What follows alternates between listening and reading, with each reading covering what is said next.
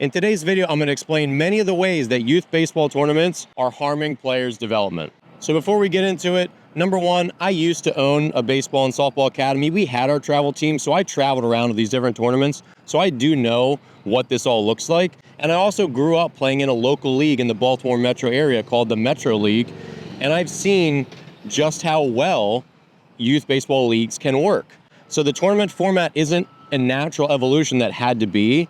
It's just an evolution that's the way this has gone. But I want to hear from you, so leave a comment. Whether you like tournaments or love tournaments or want to share some of the own issues that you see, be sure to comment below. All right, so my first developmental issue with youth baseball tournaments is that players almost never get to play in the final inning. So they don't learn what crunch time feels like. They don't learn what it's like to pitch with a winning run on third at the bottom of the seventh with 2 outs.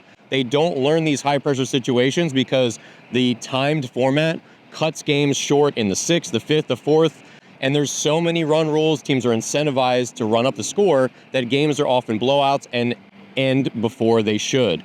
Baseball has always been a timeless sport, a non-timed sport.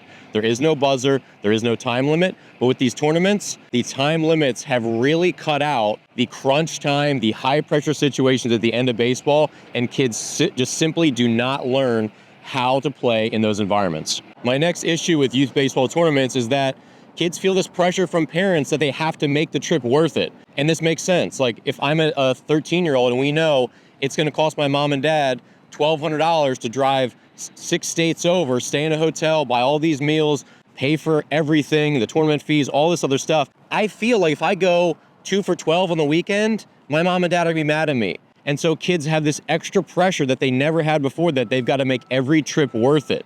That's not a positive pressure. Baseball is filled with pressure, right?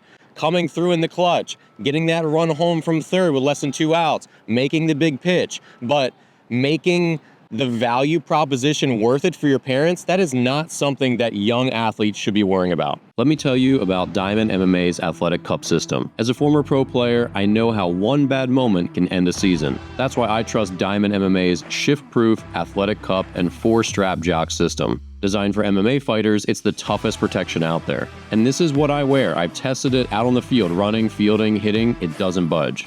The 4-strap system ensures total confidence for your young athlete. Get yours today, save 10%, and get a lifetime warranty. Your kid's safety is worth it. Next, roster sizes are often way too small, also for the reason that we're trying to make these trips worth it for every player. Look, if you're going 5 states over and it's a $1,000 weekend to play a tournament, we understand that you might not want to invite 16 players on your team because a lot of those kids might not get to play as much. And you have a lot of kids that traveled and spent all this money and only got a couple innings on the field. We understand that. Again, the value proposition can be out of whack. But the problem is, if we only travel with 10 kids, 11 kids, 12 kids, guess what? If we go deep into the tournament, pitchers are getting overused, and guess what? That money is getting spent on the back end when kids are getting Tommy John at 14 years old, 15 years old down the road, and they're suffering from overuse injuries and burnout. Baseball is a larger roster sport. We have to have enough pitching to make it through a weekend, and these costly tournaments with lots of travel, they incentivize teams to keep costs down and to keep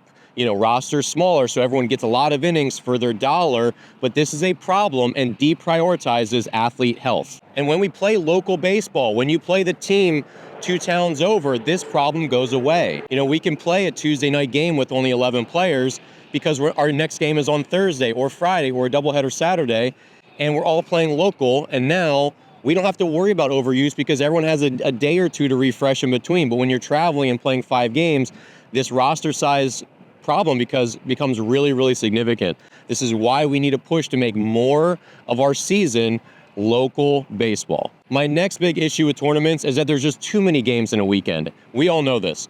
5 to 8 games in a 3-day period or 6 to 9 games in a 4-day period, it's way too much. Major leaguers would never play a schedule that crazy. College teams don't play schedules that crazy, but yet we have 12-year-olds playing and 15-year-olds and 17-year-olds playing schedules like that. You cannot possibly have enough pitching to get through a weekend without overusing pitchers. It's really bad, and again, you might be trying to make it a value proposition and make sure we can get a lot of games for this expensive weekend away, but you end up paying for it in the back end, again, with injuries, arm surgeries, and player burnout. Next, and this is such a weird problem, local schools where most kids will end up going to college, local schools have to now travel to other states to see kids from their local area play. This happened with one of my academies. I lived in Bloomington, Illinois for many years. Illinois State, one of the local colleges there, was interested in one of our players.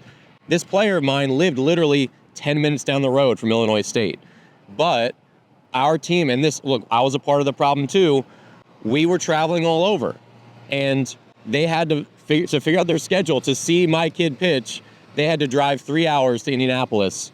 It was just the dumbest situation. That was one of my aha moments. Being a participant in all this, I was like, this system is broken when we both have to drive 3 hours out of town to watch a kid play who lives right down the street, right? My next issue with youth baseball tournaments is that teams are incentivized to run up the score, and this is a big problem. If it's 10-2 in the second inning, rather than, start to go station to station and be respectful of the other team, maybe bring in more of your bench players so they can get more innings, teams are keeping their starters in and just going for the throat and trying to run up the score to 20-2. This isn't really necessary. At the core, look, if you're just crushing the ball, yes, you can keep scoring, right?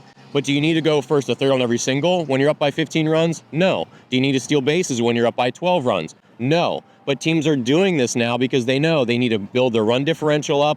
They need to try to score as many runs as they can to make it out of pool play, because the calculus, it's not based on wins and losses anymore in these tournament formats. It's based on many different calculus to get who is going to go on to go from pool play to the bracket play on Saturday and Sunday. And that just ends up being problematic for everyone, where lesser players don't get their opportunities to pitch, to play the infield, to play different positions in blowout wins and losses.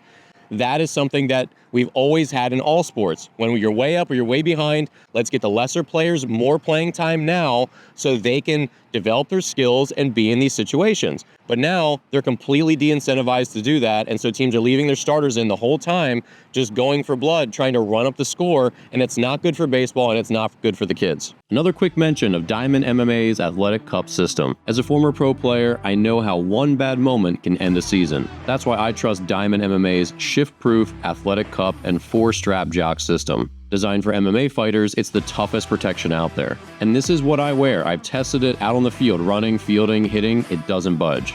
The 4-strap system ensures total confidence for your young athlete. Get yours today, save 10%, and get a lifetime warranty. Your kid's safety is worth it. And my last one, and there's a lot of different things we could talk about here, but I want to keep this relatively short. My last issue with youth baseball tournaments is that mound visits now are often used as stalling tactics to try to run out the clock when the time limit approaches. And this is something that I experienced that I was extremely frustrated by, that coaches, we knew if we got to, 5:50, we weren't going to be allowed to start a new inning. So coach would just walk out, have a leisurely mound visit, make sure the home plate umpire had to walk out and break it up. And they're just doing these stalling things. Sometimes I've seen coaches bring out a different glove to a player who acts like they tore a lace on their glove. Just doing things that are in a lot of ways unethical. These are not competitive things. These are anti-competitive strategies.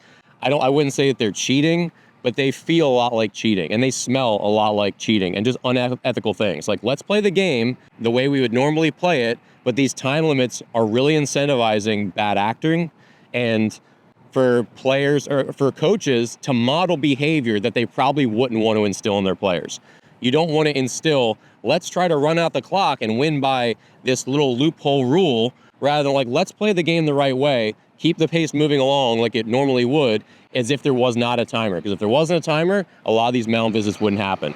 So I just see lots of these, again, borderline unethical things happening to take advantage of the rule structure of many of these timed games in youth baseball tournaments. So as we wrap up here, be sure to leave a comment. Let me know, what are the good and bad things? There's two sides of this. There are some positive about youth baseball tournaments, but again, I'm here to talk about some of the issues that I want to see reform for. I'm not here just to complain. I want to see baseball get better. Baseball has enriched my life, and I'll tell you that if you want it to continue to enrich the lives of your kids and young people for decades to come, we need to continue to improve the experience for our players. That said, we have to band together. So if you want to see change, get together with other parents and push your organization, the local teams in your area, say, we want more local baseball. It doesn't have to mean we don't go to any tournaments, but it could mean instead of going to 6 this year or 8 this year, we want to go to only 4, and we want to stay local for 4. And we want to talk to other organizations so we can actually have teams to play in this area who are good. This varies, right? So if you're in a very remote area, this might be a little more difficult. If you're in a big area, it's not that hard. But if you're dissatisfied with your youth baseball experience, then you need to do something, and collective action is the way to get things done, all right? So thanks for watching. Be sure to subscribe, share this video with another parent or coach or friend, and I'll see you here in the next video.